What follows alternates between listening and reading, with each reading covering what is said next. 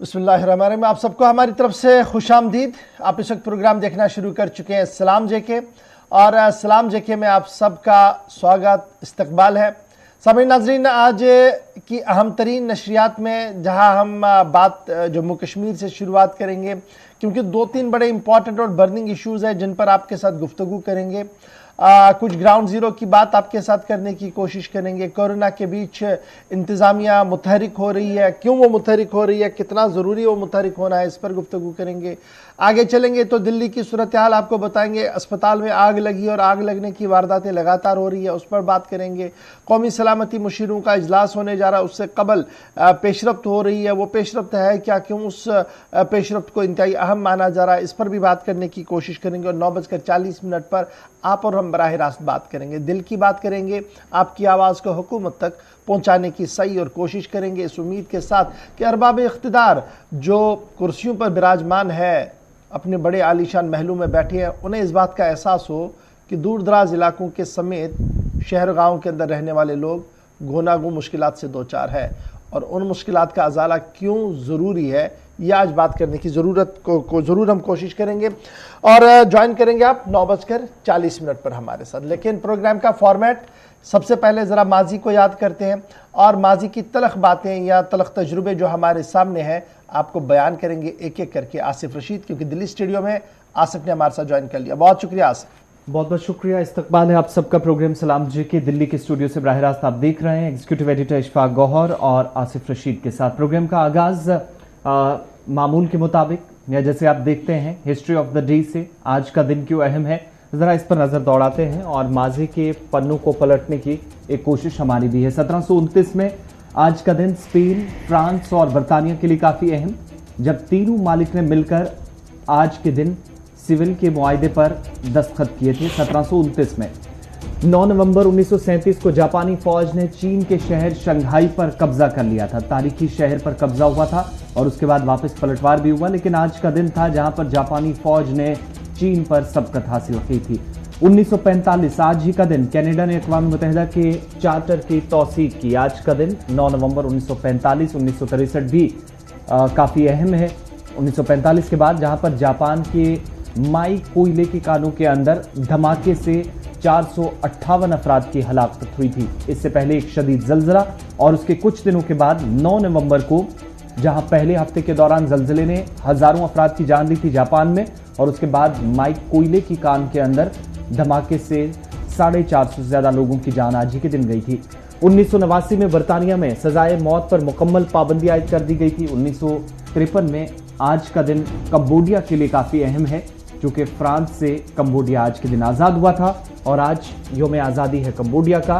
तो ये वो अहम दिन और अहम वाक़यात जो आज के दिन यानी हिस्ट्री ऑफ द डे में जिन पर हमारी खास नज़र थी।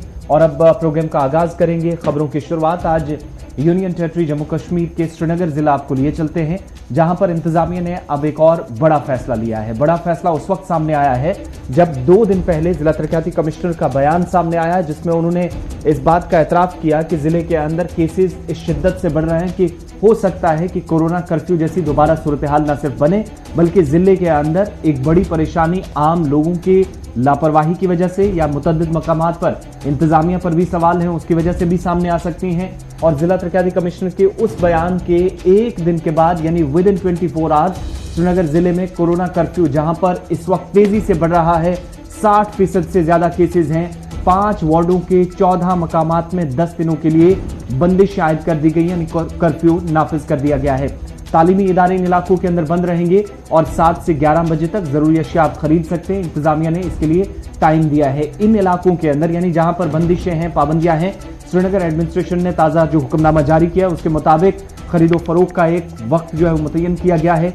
7 से 11 के दरमियान जरूरी अशिया सुबह सुबह खरीद सकेंगे। इंतजामिया बाकायदा इसके लिए छूट देगी, लेकिन इन इलाकों के अंदर जहां बंदिशें हैं, कोविड टेस्टिंग और साथ ही साथ जो स्क्रीनिंग का सिलसिला है वो भी इंतजामिया हेल्थ अथॉरिटीज की मदद से तेज करने जा रही है। जनाब, 5 वार्ड, 14 मकामात, 10 दिनों के लिए बंदिशें आई। श्रीनगर जिला में कोरोना कर्फ्यू फिर लौट आया। तालीमी इदारे बंद रहेंगे, 7 से 11 बजे तक खरीदारी की इजाजत दे दी गई है। अब यह मामला क्यों? 92 कोविड पॉजिटिव केसेस सामने आए कश्मीर घाटी से और 3 लोगों की मौत भी जम्मू कश्मीर यूनियन टेरिटरी के अंदर पिछले इन दिनों से हुई है। और जब आप इसको और देखेंगे, जो कोविड लॉकडाउन और रेस्ट्रिक्शंस इंपोज की गई है, ये लाल बाजार का इलाका रहेगा जी।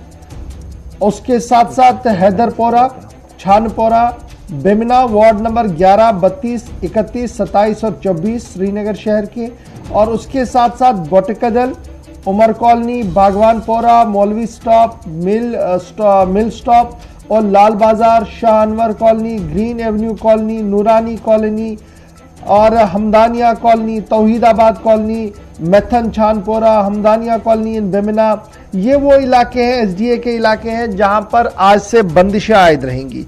और कल भी आपने देखा होगा कि हमारी नशरियात के अंदर डिप्टी कमिश्नर श्रीनगर ने इस बात की वजाहत कर दी थी कि जनाब बड़ी मुश्किल हो रही है क्योंकि सूरत हाल इस तरीके। पिछले 24 घंटों के दौरान जो कोविड पॉजिटिव केस पाए गए दैट इज डबल डिजिट में है। 44 सिर्फ श्रीनगर शहर से पाए गए हैं, श्रीनगर डिस्ट्रिक्ट से, 10 बारामुल्ला से, 15 बडगाम से, 1 पुलवामा से, 4 कुपवाड़ा से, 1 अनंतनाग से, 6 बांडीपोरा से और 11 गांदरबल से केसेस जो है वो सामने आए हैं। तो जिला इंतजामिया ने श्रीनगर के 5 वार्डों के तहत आने वाले 14 इलाकों के अंदर 10 दिनों के लिए कोरोना कर्फ्यू नाफिज कर दिया है। जिला इंतजामिया की जानिब से जारी किए गए हुक्मनामे के मुताबिक जो वार्ड्स हमने पहले ही आपको बताए, यहां पर मुकम्मल तौर पर पाबंदियां रहेंगी। शादी के साथ साथ समाजी और मजहबी तकरीबात, कोरोना टेस्टिंग सहूलियात जो है वहां पर रखी जाएंगी, यानी शादी की तकरीब हो, समाजी और मजहबी तकरीब हो, वहां पर कोरोना टेस्टिंग दस्तयाब रहेगी, यानी कोरोना टेस्टिंग फैसिलिटियां वहां पर रहेंगी। इस हवाले से भी बाज़ाब्ता तौर पर इंतजामिया ने अलर्ट जो है वो जारी कर दिया। सीधे श्रीनगर चलेंगे जहां से हमारे साथ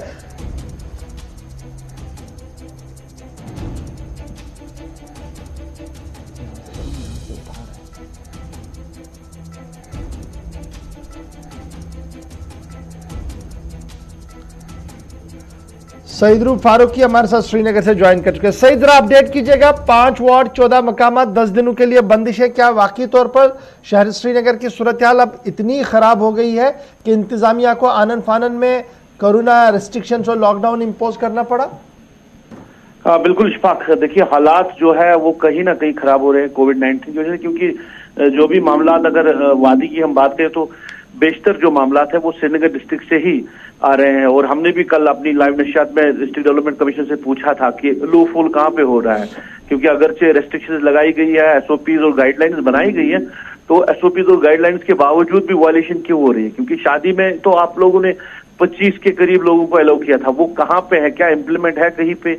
या बाकी जो गैदरिंग्स हो रही है, अगर हम चाहे सरकारी सतह की बात करें या प्राइवेट फंक्शंस की बात करें, गैदरिंग बहुत ज्यादा हो रही है।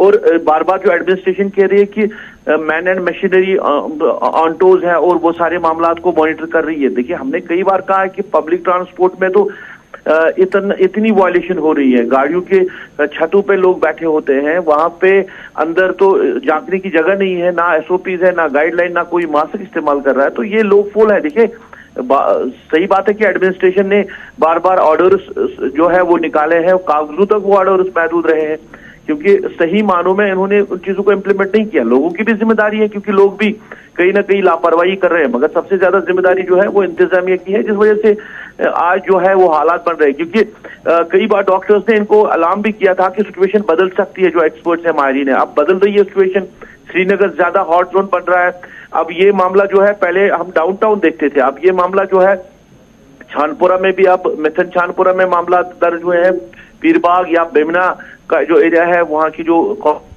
ये जो रेस्ट्रिक्शंस एनफोर्स की गई हैं, क्या अमल जो अंदर आने वाले रास्ते हैं, बाहर जाने वाले रास्ते, खारजी और दाखिली रास्ते, उन्हें सील कर दिया गया है या सिर्फ एहतियातन अनाउंसमेंट कर दी गई है और बाकी बैरिकेडिंग नहीं है? किस तरीके से इन एरियाज के अंदर है? और जो लोग अंदर रह रहे हैं, क्या उन्हें बाहर आने की इजाजत है, नहीं है? किस तरीके का माहौल है वहां पर? और टेस्टिंग के हवाले से क्या कुछ किया गया है? बैरिकेड्स तो नहीं लगाए गए हैं, फिलहाल कहा गया कि वो एहतियात करें, मगर कैसे मुमकिन है? क्योंकि जो लोग अंदर रह रहे हैं उनको बाहर जाना है, जो मुलाजिम है उनको जाना है, यहाँ स्कूली बच्चों को या जिनको एग्जामिनेशन है उनको बाहर आना है, उनको वापस भी आना है, तो ये ऑर्डर कुछ समझ में नहीं आ रहा कि उन्होंने 10 जो वार्ड्स हैं वहां पे कहा कि रेस्ट्रिक्शंस हैं। अगर कर्फ्यू लगाना है तो फिर तो कर्फ्यू पूरी तरह लगाना है और किसी को अलाउ भी नहीं करना है, ना ट्रांसपोर्ट को ना किसी को। पर क्या मुलाजिम जा सकता है या वापस आ सकता है, उसको घर वापस भी आना है, या इसी तरह जो बाकी कारोबारी लोग हैं। तो वैसी जो पहले हम देख रहे थे कोरोना कर्फ्यू जिस तरह लगा होता था वैसा नहीं है। अब एहतियातन तौर पर डिस्ट्रिक्ट जो एडमिनिस्ट्रेशन है उन्हें लोगों से कहा कि आप घरों में बैठे, जब तक ना कि मामला जो है वो कम हो फिर हम इसको ईज आउट कर सकते हैं, मगर उस तरह की रेस्ट्रिक्शंस नहीं है जिस तरह होनी चाहिए। चलिए जी, बहुत शुक्रिया जी हमारे साथ ज्वाइन करने के लिए। नजर रखेंगे कि दिन भर ये जो शहर श्रीनगर के अंदर कोविड लॉकडाउन की बात हो रही है, कर्फ्यू इंपोज करने की बात हो रही है, ये क्या है, क्योंकि बड़े सवाल इस पर उठ रहे हैं कि जनाब बैरिकेडिंग कुछ एरियाज के अंदर है लेकिन बैक चैनल से लोग आ जा रहे हैं, आपने दुकानों को खोलने की इजाजत दी, इसका मतलब बाहर से जो आएगा वो दुकान खोलेगा चाहे 1 घंटे भी खोले तो फिर भी परेशानी है, बाहर भी लोग आएंगे, इम्तिहान भी है। चलिए जरा इम्तिहान की बात चल रही है तो आपको जरा ये भी बताते चले कि आज वादी के अंदर 12वीं जमात के इम्तिहान मुनक्किद होने जा रहे हैं और इस सिलसिले में state board of school education की तरफ से मुकम्मल तौर पर तैयारियां कर दी गई हैं। 74,000 के करीब बच्चे जो हैं वो आज 12वीं जमात का इम्तिहान देने जा रहे हैं। 7,400 तलबा हैं जिनके लिए इंतजामात मुकम्मल कर लिए गए हैं। 739 के करीब जो मराकज़ हैं, एग्जामिनेशन सेंटर्स हैं सरकार की तरफ से, प्राइवेट स्कूलों के अंदर और सरकारी स्कूलों के अंदर वो पहले से बना दिए गए हैं। और इंतजामिया ने साफ किया है कि कोविड SOPs के तहत, गाइडलाइंस के तहत जो नए रहनुमा खतूत जारी हुए हैं, किसी तरह के खतरे से बचने के लिए इन SOPs पर अमल दरामद करते हुए 74,000 तलबा 12वीं जमात के इम्तिहान में आज से शामिल होंगे। पहला इम्तिहान आज से है। इन सब के साथ साथ जो जिस्मानी तौर खास अफराद हैं उनके लिए बर्न हाउस स्कूल श्रीनगर के अंदर भी, जहां पर इंतजामिया ने पहले ही एक अलग तरह से इंतजाम किए हैं, वहां पर सेंटर बना दिया गया है। और हेल्थ डिपार्टमेंट को भी रखा गया है कि वहां पर किसी तरह की परेशानी वालिदैन को या जिस्मानी तौर खास अफराद को, कुछ हेल्पर्स भी स्टूडेंट्स के साथ होंगे जो स्पेशली एबल्ड पर्सन होंगे, जो स्टूडेंट्स होंगे इम्तिहान में। इसके साथ साथ कोविड SOPs का न सिर्फ ख्याल रखा जाए बल्कि इन सेंटर्स के अंदर कोविड टेस्टिंग भी होगी, स्क्रीनिंग का प्रोसेस होगा। उसके लिए डिपार्टमेंट ऑफ हेल्थ के साथ पहले ही बातचीत या मुशावरत कह लीजिए वो चल रही थी एजुकेशन डिपार्टमेंट की, जिसके बाद इंतजामिया ने मुख्तलिफ सेंटर्स के अंदर, तमाम सेंटर्स में आज के वक्त में टीमें भी तैनात करने के लिए पहले ही अहकामात सादिर किए हैं ताकि किसी तरह की परेशानी से बचा जाए। और वो बच्चे बॉडी टेम्परेचर देखने के बाद जिनको अंदर भेजा जाएगा, उनमें से अगर किसी को भी कोई परेशानी, बुखार, जुकाम या कोई और तकलीफ होती है तो उनके लिए अलहदा से इंतजाम किए जा सके इन कोविड के बढ़ते असरात के बीच। चलिए जी, इसमें यह भी कह दिया गया कि स्टेट एग्जीक्यूटिव जो कमेटी है उन्होंने जो डिजास्टर मैनेजमेंट को देखती है उनकी तरफ से बाज़ाब्ता तौर पर इसका अप्रूव किया गया था कि 10वीं और 12वीं जमात के इम्तिहानात हो, लेकिन उसके लिए लाजमी करार दिया गया कि हर दिन वालिदैन का कंसेंट, यानी वालिदैन की मर्जी होना लाजमी है। वो जो कंसेंट फॉर्म है वो बच्चे के साथ हर दिन होना चाहिए, किसी भी दिन वो चेक हो सकता है। और फिर सिलेबस से लेकर दीगर मामलात के हवाले से भी स्टेट बोर्ड की तरफ से पहली वजाहत जो है वो आ गई है। तो जॉइंट सेक्रेटरी एग्जामिनेशंस का मानना है कि मुकम्मल तौर पर तैयार है जी इंतजामिया इम्तिहानात के लिए, और आज से SOP गाइडलाइंस के तहत 12वीं जमात के इम्तिहान वादी कश्मीर के अंदर शुरू होने जा रहे हैं। और ये पहले से ही दोनों क्लासेस के लिए इंतजामिया की तरफ से एक राहत दी गई है कि अगर आप 70% नंबरात हासिल करते हैं, यानी किसी पेपर में 70% आप क्वेश्चन पेपर जो है वो अटेम्प्ट करते हैं, तो उसको 100% माना जाएगा। यानी सिलेबस में जो तखफीफ की गई थी 30% तक उसमें तखफीफ करके राहत तलबा को दी गई थी। दूसरी ये जो इजाज़त की बात है कि वालिदैन की इजाज़त के बाद ही या जो फॉर्म डेली उनके साथ होगा जब वो इम्तिहान देंगे, तो ये दोनों जमातों के लिए, चूंकि आज 12वीं जमात का इम्तिहान हो रहा है और 1-2 दिन के अंदर जब 10वीं जमात के इम्तिहानात भी लिए जाएंगे इन्हीं सेंटर्स के अंदर, तो वहां पर भी वालिदैन की कंसेंट जो है वो जरूरी तलबा के लिए। अब जब स्टूडेंट्स की बात हो रही है, हेल्थ डिपार्टमेंट की बात हो रही है, तो अगली खबर पे चलते हैं। और हेल्थ डिपार्टमेंट से जैसे हमने पहले श्रीनगर का जिक्र किया, तो डायरेक्टर हेल्थ सर्विसेज कश्मीर की तरफ से खुसूसी तौर पर हिदायत जो दी गई है वो चीफ मेडिकल ऑफिसर्स को की गई है, मेडिकल सुपरिटेंडेंट्स को की गई है, ब्लॉक मेडिकल ऑफिसर्स को की गई है कि हर उस हिस्से के अंदर जहां पर कोविड-19 के ज्यादा खतरात हैं या जो समाजी मकामात हैं, जहां पर मैरिज फंक्शंस हो रहे हैं, प्रोग्राम हो रहे हैं, भीड़ काफी ज्यादा रहती है, लोग एक साथ इकट्ठे होते हैं, वहां पर नजर रखी जाए और कोविड के पेश नजर टेस्टिंग का सिलसिला यहां पर भी तेज किया जाए और टेस्टिंग जो सहूलियात है वो यहां पर रखी जाए। डायरेक्टर हेल्थ सर्विसेज कश्मीर की तरफ से अहम मकामात पर कोविड टेस्टिंग सहूलियात दस्तयाब रखने की तमाम सीनियर अफसरान को, चीफ मेडिकल ऑफिसर्स, BMOs हों, इसके साथ MS हों, उन सभी को हिदायत दी गई है। शादी ब्याह की तकरीबात हों या किसी तरह का कोई समाजी या मजहबी प्रोग्राम हो, वहां पर भी अगर लोग इकट्ठे होते हैं तो पहले से ये फैसिलिटी होनी चाहिए ताकि कोविड केसेस की रफ्तार को कम किया जाए। एक और हुक्मनामा, श्रीनगर के अंदर 14 मकामात पर जहां बंदिशें आयद की गई हैं उन सबके साथ इंतजामिया ने, डायरेक्टर हेल्थ सर्विसेज कश्मीर ने ये हिदायत जारी कर दी हैं। चलिए जी, बढ़ते हैं जी आगे। जरा बात शहरी हिलाकतों की भी करते हैं, क्योंकि शहरी हिलाकतों का सिलसिला लगातार जारी है और कल रात देर के एक और अलमनाक वाकया सामने आया और बोहरी कदल श्रीनगर में शहरी हिलाकत का ताज़ा वाकया कल रात देर के सामने आया। सेल्समैन को नामालूम मुसल्लह अफराद की तरफ से गोली मार दी गई।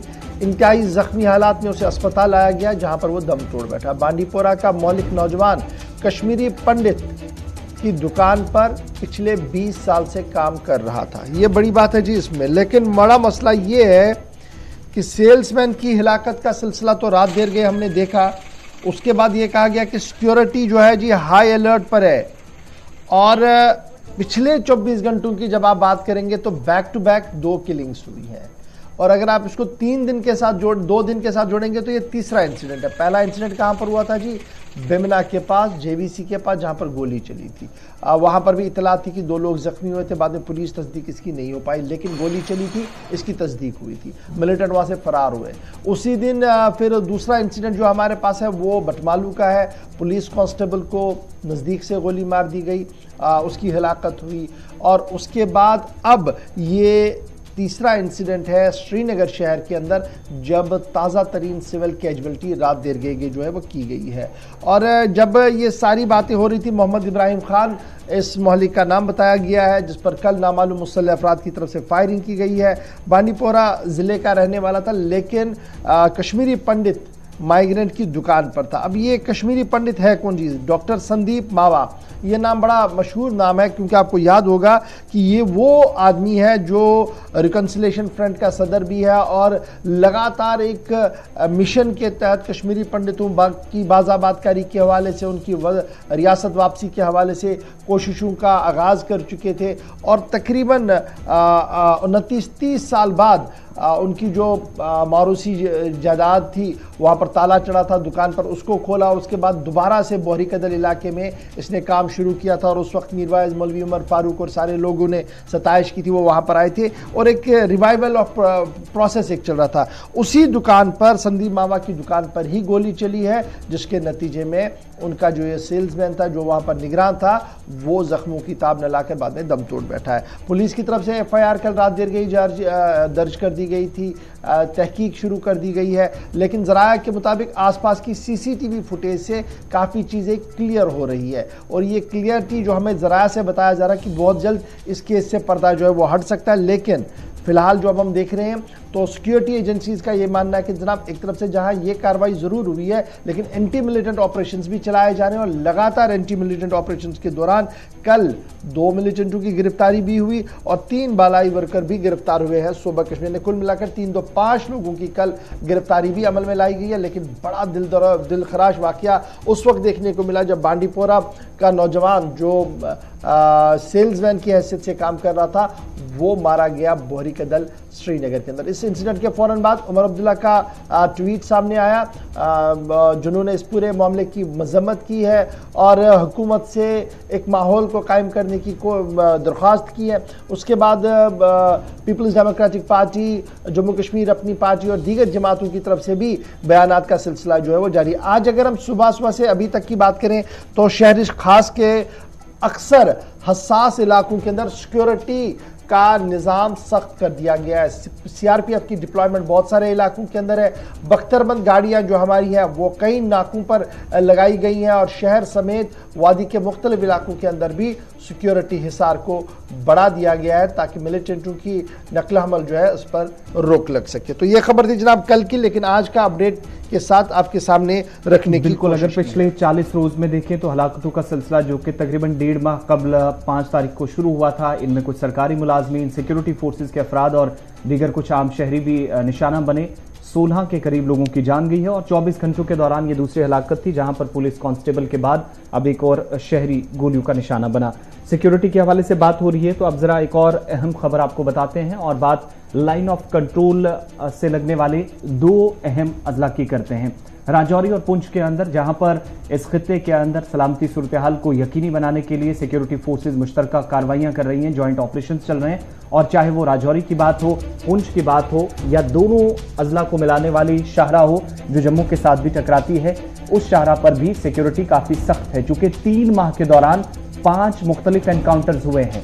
चाहे कहीं पर गन फाइट के दौरान कोई मिलिटेंट हलाक हुआ हो या ना हुआ हो, लेकिन मिलिटेंटों के साथ राब्ता जरूर हुआ है, गोलियों का तबादला हुआ और दरअंदाजी के साथ बराह रास्त राब्ते की गिरफ्तारी के इल्जाम में 5 लोगों को गिरफ्तार दोनों अजला से किया गया है। और दोनों जिलों के अंदर Jammu Kashmir police, CRPF, BSF, चाहे वो बॉर्डर एरियाज हों या निचले इलाके हों, शहर के अंदर उन इलाकों के अंदर न सिर्फ ऑपरेशन तेज हुए हैं, बल्कि दोनों अजला में फोर्सेज ने 5 लोगों को गिरफ्तार भी किया है। और पुलिस का दावा है कि दरअंदाजी करने वाले जो लोग थे या दरअंदाजी जिनकी वजह से हो पाई है, उनके साथ बराह रास्त राब्ते में ये लोग थे जिनकी गिरफ्तारी दोनों अजला से, चाहे वो थना मंडी का इलाका हो, बाटा दूरिया का इलाका, 1 माह तक जहां पर तकरीबन ऑपरेशन चला, और वो इलाके जो लाइन ऑफ कंट्रोल से बहुत नजदीक है और अब बालाई हिस्सों के अंदर बर्फबारी पड़ना शुरू हुई है, तो निचले इलाकों के अंदर लोगों की मूवमेंट शुरू हुई है।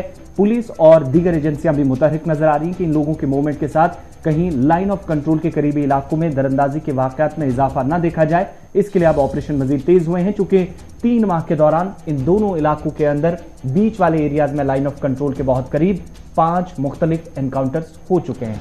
और अभी जो ताज़ा तरीन खबर हमारे पास आ रही है वो ये है कि जो पुंछ और राजौरी के सब डिविजन्स है वहाँ पर सिक्योरिटी को हाई अलर्ट पर कर दिया गया है और उन बालाई और उन लोगों पर गहरी नज़र रखी जा रही है जो सिक्योरिटी ड्रिल के अंदर आए हैं, सिक्योरिटी ग्रिड के अंदर आ रहे हैं, राडार के अंदर आए हैं। तकरीबन 20 से ज़्यादा लोगों पर गहरी नज़र रखी जा रही है। कुछ लोगों से पूछताछ मुकम्मल हो गई है, कुछ लोगों से पूछताछ हो रही है, और जिनसे पूछताछ मुकम्मल हो गई है वहाँ से कुछ और शवाहिद जो है वो मिल रहे हैं जिसके तहत मज़ीद गिरफ्तारियाँ हो रही हैं। और उसमें से एक शख्स जिसको पाकिस्तान से टेलीफोन भी आया था, उसकी बिना पर उसकी गिरफ्तारी भी की कर दी गई है। तो फिलहाल बटादूरिया इलाके में जो ऑपरेशन शुरू हुआ, उसके बाद जो back to back operation Poonch Rajouri के अंदर चले, उसका पस मंजर ये है अब कि लगातार सर्च ऑपरेशन भी चल रहा है और उन मुश्तबे अफराद पर गहरी नज़र पुलिस की तरफ से रखी जा रही है जिन पर यह शुबा है कि उन्होंने किसी न किसी तरीके से मिलिटेंटों की मुआवनत या मदद की है। तो ये खबर जनाब पुंछ राजौरी से है जहां पर लगातार गिरफ्तारियां हुई और ताज़ा तरीन इतलात के मुताबिक 2 लोग गिरफ्तार हुए हैं थना मंडी से, जिनकी शिनाख्त मोहम्मद राऊफ वलद मोहम्मद फारूक और वजीर हुसैन के तौर पर हुई है जो खबला एरिया का रहने वाले हैं। और उसके साथ साथ जो और 2 ऑपरेटिव्स पकड़े गए हैं उनकी भी शिनाख्त पुलिस की तरफ से ज़रूर की गई है। ताहम यह साफ कर दिया गया है कि फ़िलहाल मामला जो है वो आगे तहकीक के लिए बढ़ा दिया गया। बढ़ते हैं जी आगे, बात जरा श्रीनगर की भी करते हैं क्योंकि शहर श्रीनगर खूबसूरत है, जाज़बे नज़र है और यहाँ के कदीम फ़न और फ़नकार जो है वो हमेशा अपनी सलाहियत का लोहा मनवा चुके हैं। और यही वजह है कि एक बार फिर जम्मू कश्मीर इंतज़ामिया की जो कोशिशें और काविशें हैं वो रंग लाती हुई नज़र आ रही हैं। बिल्कुल, एक और सर्वे हुआ है और सर्वे के साथ साथ एक फहरिस्त तैयार की गई है तख्लीकी शहरों की। 49 शहर यूनेस्को की तरफ से दुनिया भर के अंदर जिनका इंतखाब हुआ, लेकिन जम्मू कश्मीर के अंदर भी श्रीनगर जिला एक बार फिर इन 49 शहरों में शामिल है। लेफ्टिनेंट गवर्नर हो, दीगर कई सियासतदान हैं, यहाँ तक कि वज़ीर आज़म के दफ्तर से भी अब जो है मुबारकबादी का सिलसिला तेज किया गया है। दरअसल श्रीनगर को भी तख्लीकी शहरों की इस फहरिस्त में जगह मिली है और इस शहरों के नेटवर्क के तहत यूनेस्को का टैग अब श्रीनगर जिले को भी मिल गया है।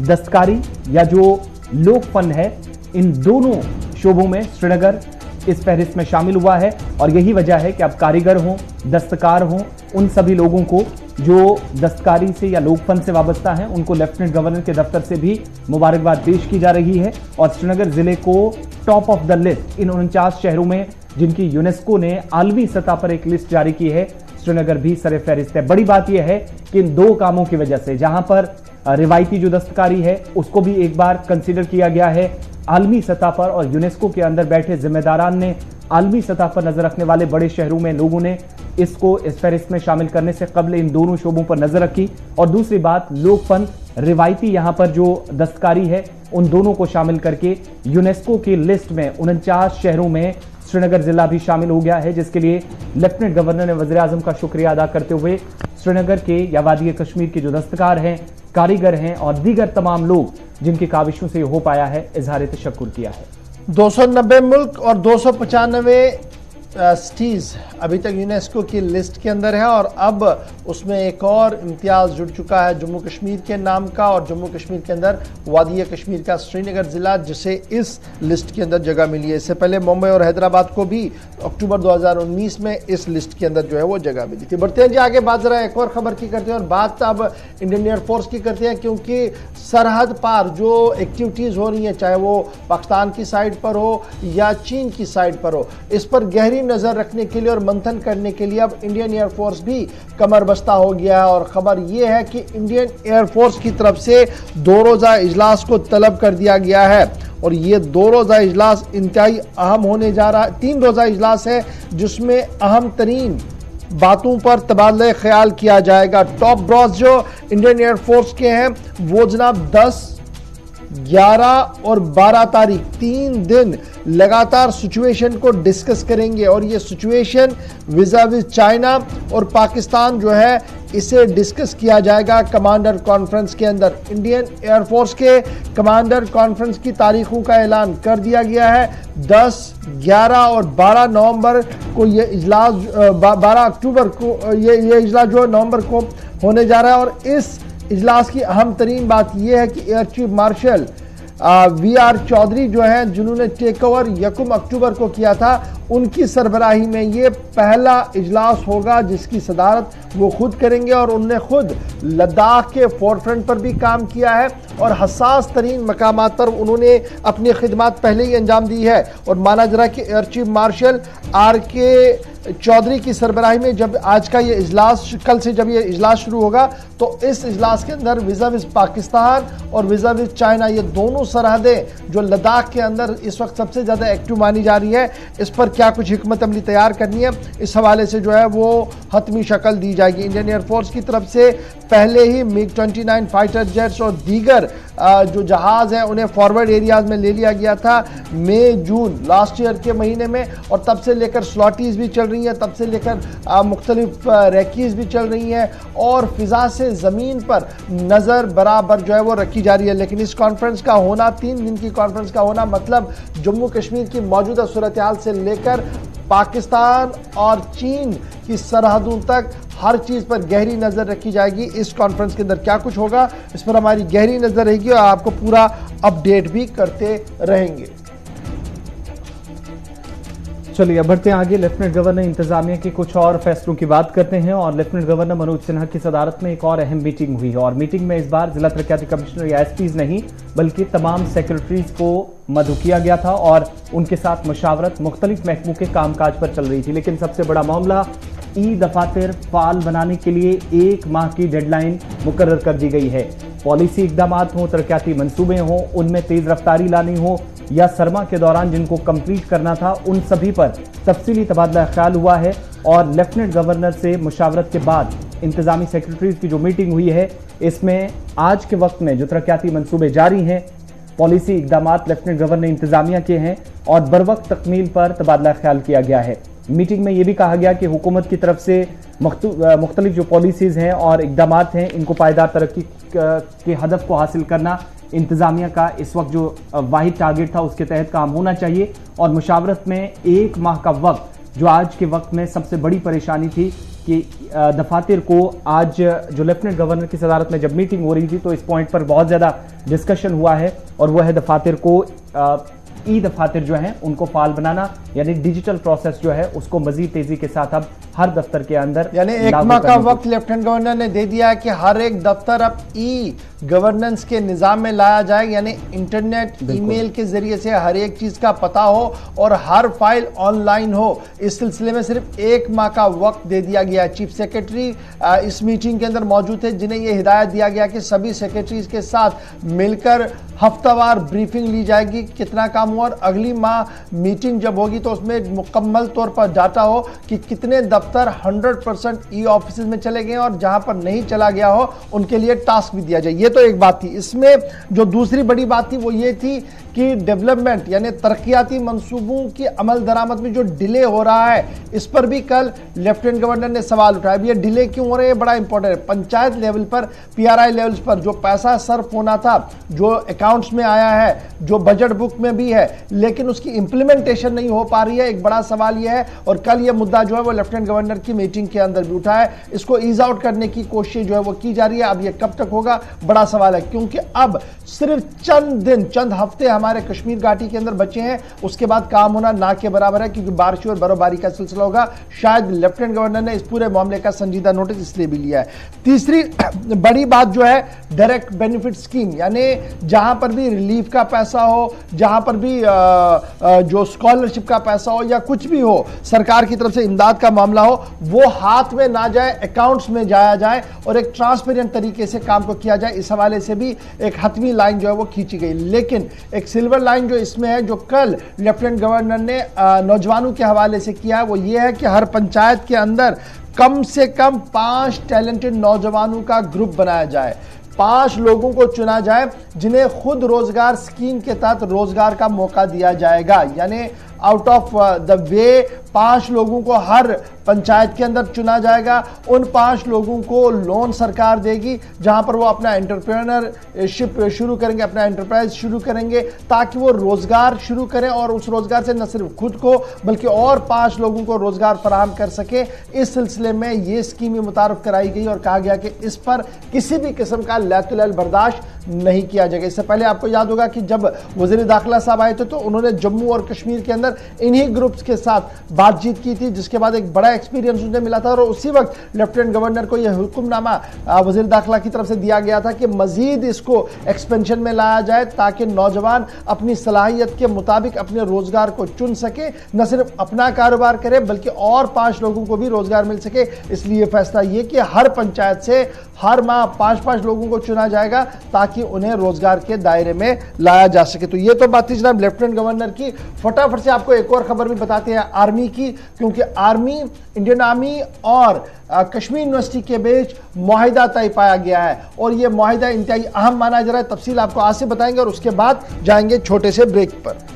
बिल्कुल, ये बड़ी बात है चूंकि जहां पर हिंदुस्तानी फौज मुल्क के दिफा करने के लिए करने वाले जो जवान हैं या अफसरान हैं उनको मुख्तलिफ सहूलियात बहाल रखने के साथ ख्वाहिशमंद जवानों को आला तालीम सहूलियात भी अब फराहम करने जा रही है और इसमें आसानी से मुख्तलिफ कोर्सेज में कश्मीर यूनिवर्सिटी के अंदर फौजी जवान दाखिला ले सकें, इसके लिए एक MOU पर साइन हुए हैं। मफाहमतनामे में इसी कड़ी में जिस पर साइन हुए हैं फौज की चिनार कोर के दरमियान और कश्मीर यूनिवर्सिटी हुकाम के दरमियान दस्तखत किए गए ताकि कश्मीर वादी में जो तैनात फौजी जवान हैं वो डिस्टेंस एजुकेशन के जरिए मुख्तलिफ कोर्सेज में दाखिला ले सकें। 8 नवंबर को ये होना था, यानी गुज़श्ता रोज पहले से ही शेड्यूल जारी कर दिया गया था और इस दिन साइन हुआ। और बड़ी बात है, इसमें न सिर्फ मास्टर्स की डिग्री बल्कि उसके साथ ग्रेजुएट कोर्सेज हैं, 6 माह का डिप्लोमा है और इंतजामिया की तरफ से मैथ्स के अंदर यानी रियाजी में और अंग्रेजी में MA, उर्दू जुबान में एजुकेशन, उर्दू जुबान में MA, एजुकेशन में MA और एजुकेशन में ही पोस्ट ग्रेजुएशन का कोर्स भी फौजी जवानों के लिए अब शुरू करने का ऐलान कर दिया है MOU में, जिस पर साइन हुए हैं।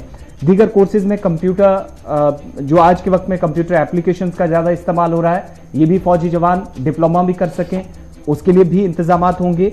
वेब डिज़ाइनिंग होगी, साइबर लॉ होगा और इसके अलावा टूरिज्म मैनेजमेंट जैसे डिप्लोमा भी फौजी जवान कर सकेंगे।